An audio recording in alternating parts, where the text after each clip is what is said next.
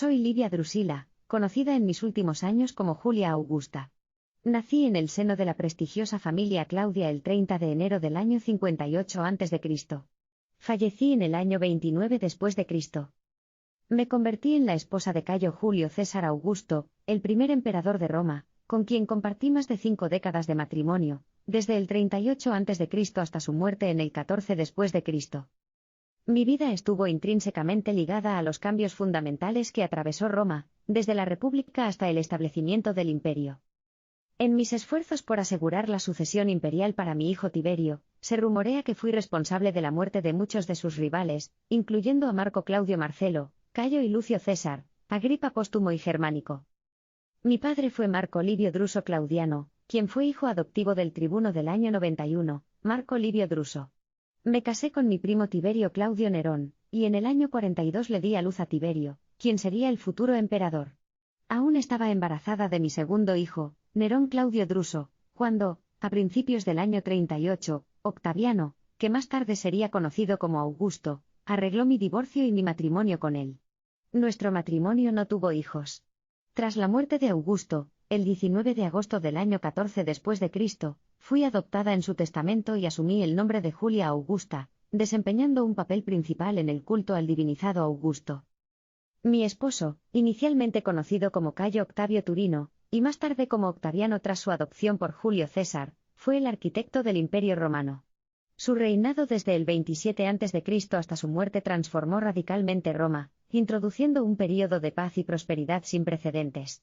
Su camino hacia el poder estuvo lleno de conflictos civiles, alianzas políticas astutas, y confrontaciones que definieron el curso de la historia romana.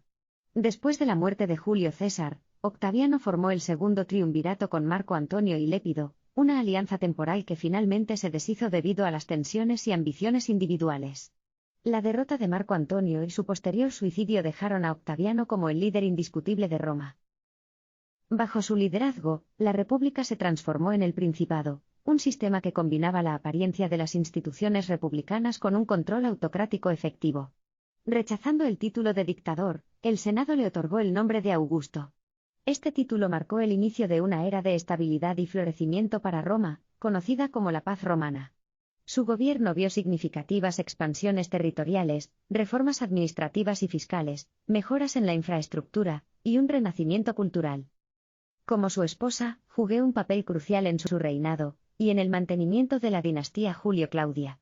Aunque Augusto y yo nunca tuvimos hijos juntos, él adoptó a los míos, Tiberio y Druso, de mi matrimonio anterior con Tiberio Claudio Nerón. Mi influencia se extendió más allá del ámbito doméstico, fui una consejera de confianza y una figura política importante, promoviendo los intereses de mi familia dentro de la estructura del poder imperial. Nuestra relación fue un pilar de la estabilidad para el imperio. Admirada y, en ocasiones, temida, mi capacidad para navegar la política dinástica aseguró la sucesión de mi hijo Tiberio al trono imperial tras la muerte de Augusto. Mi legado fue inmortalizado cuando el Senado me divinizó después de mi muerte, un honor raramente concedido a las mujeres de Roma.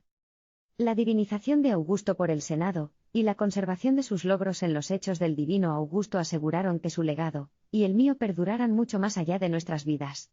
El mes de Sextilis fue renombrado agosto en su honor, sirviendo como un recordatorio eterno de nuestras contribuciones a Roma. Reflexionando sobre nuestras vidas, veo un compromiso inquebrantable con el Estado romano, marcando el comienzo de una nueva era de gobierno y prosperidad.